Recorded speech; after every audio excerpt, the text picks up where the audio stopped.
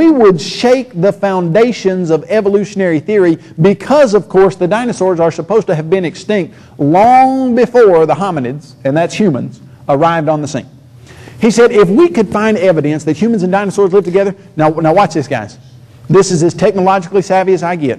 So if you don't get excited by the special effects that I'm about to dazzle you with, then it's all down here from here. I'm sorry, but now watch. We're about to shake the foundations of evolution. Now, that's, like I said, that's as snazzy as I get, and I didn't even do that. Somebody else had to do it for me because I don't even know how to do that. But here we go. I'm going to show it to you again. I know that this much excitement is probably, if you have a heart trouble or whatever, don't watch, but boom.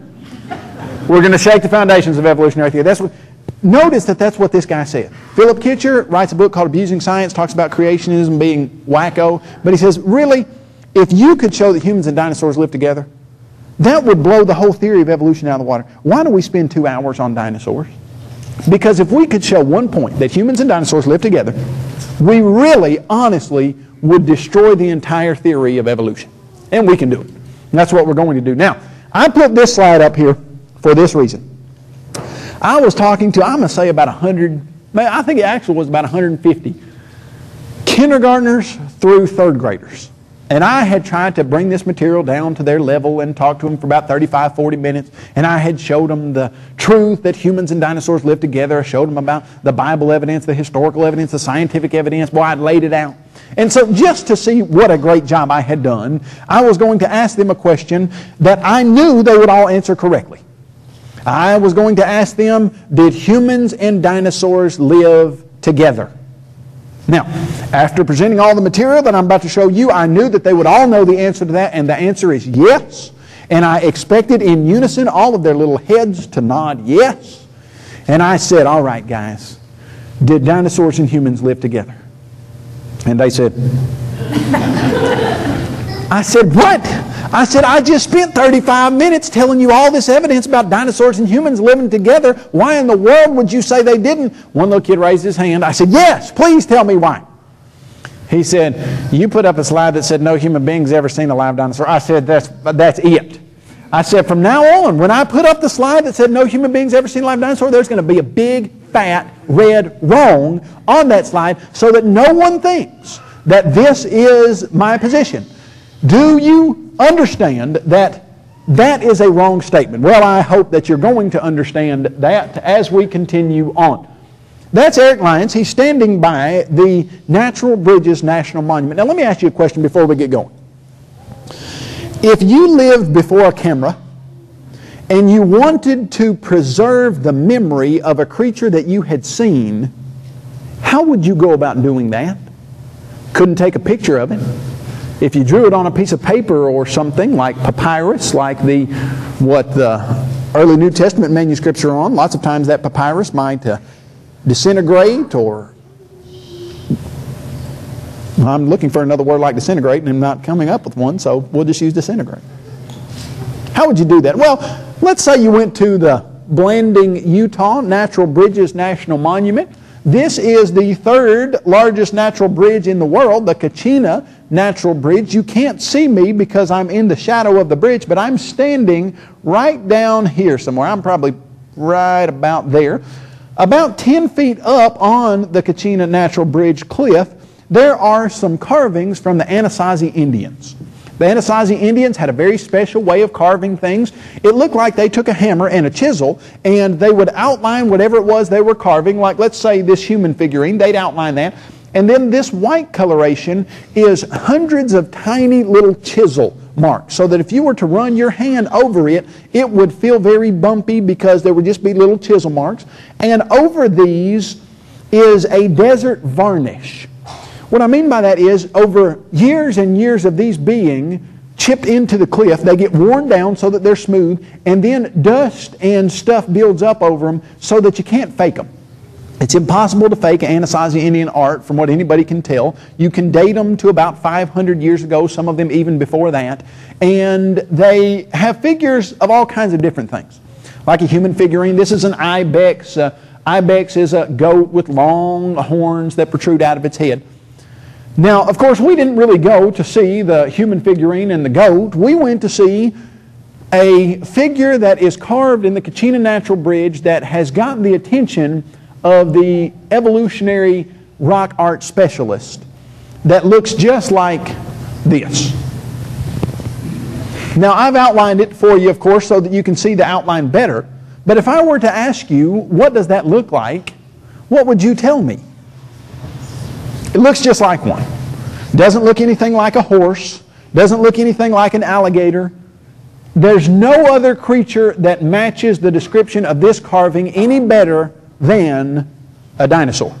Now, of course, the reason that Eric Lyons and myself were there was because we had heard of this and we had seen the pictures of it and we wanted to see it firsthand. We got to the Kachina Natural Bridge early that morning, about 5:30 that morning. We took all kinds of pictures of it. And then you were supposed to pay $5 to go and see the Kachina Natural Bridge and the other natural bridges. But the office wasn't open. It didn't open till 8. So we went down 5:30, took all our pictures, came back to the office, paid our $5, and we started talking to them about where we had been. And she asked, and we said we had been to the Kachina Natural Bridge, and she said, what did you see there? We said, well, we saw the carvings. She said, did you see the weird one? And we kind of acted like we didn't. We said, the weird one? What are you talking about? She said, the one that looks like a dinosaur. We said, oh, yeah, we did. We said, how do they explain that? And she said, well, they don't want to. Well, I'm going to show you why they don't want to. This is a statement by the name of, by a man named Fran Barnes. Fran Barnes is an evolutionist. He does not believe at all that humans and dinosaurs live together. But here's what he is, and here's why I'm putting this statement up here. He is an expert at Anasazi Indian rock art. That's what he's great at studying. Now here's what he says. There is a petroglyph in Natural Bridges National Monument that bears a startling resemblance to a dinosaur, specifically a brontosaurus with long tail, neck, small head, and all. Startling. You know, what does startling mean? Well, startling means that something happens that you're not expecting to happen. Let me give you what I think is the best illustration of startling that I've got. My mother, bless her heart, used to say that she raised 4 boys. Now, I've got 2 brothers and a dad. She included my dad in the boys that she was raising, she said, because often Dad was the one who instigated lots of the stuff that was going on at our house. For instance, as I recall, Dad decided that we 3 boys needed to have a good education about black snakes. And he had caught about a 6-foot black snake at the barn, and he thought that we needed to have that for a pet. And so he brought it home, I remember, as I recall, in a feed sack, and he pulled that black snake out of the feed sack and said, here you go, and boy, we let it crawl over our arms around, and we wanted to know if we could keep it. And he said, yeah, keep it. So we had an aquarium that we put in our house, and we put this 6-foot black snake in it. And we took what we thought were sufficient safety measures to keep the black snake in the aquarium. Well, the next morning we woke up and we looked in the aquarium. Of course, the aquarium didn't have any water, just a dry glass aquarium. And the black snake was missing. So we started looking all over the room, didn't find the black snake, and we assumed that the black snake must have somehow gotten out of the house because we looked all over the house, couldn't find it. Just a hint. If you lose a black snake in your house, don't assume it left, because most of the time it doesn't. Not in my experiences. Well, I guess it was about 3 days later. My mother went to her closet and she was expecting to pull out a pair of shoes. We hear her scream. A blood-curdling, I just saw a 6-foot black snake in my closet scream. I don't know if you've ever heard one of those, but that's what we heard. And sure enough, there was the 6-foot black snake in her closet where she expected to find shoes. She did not find only shoes. She found a black snake. Now, why would she be startled to find a black snake in her closet? It's not what she's expecting, is it?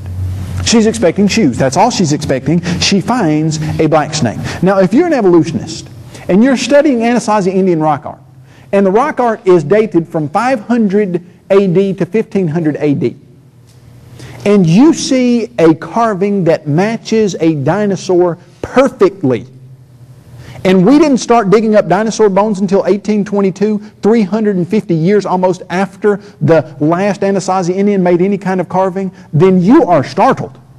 Because you've always been taught that no human being ever saw a live dinosaur, and yet this is a carving right next to an ibex that was a real creature of a dinosaur that looks just like what we know dinosaurs to be like.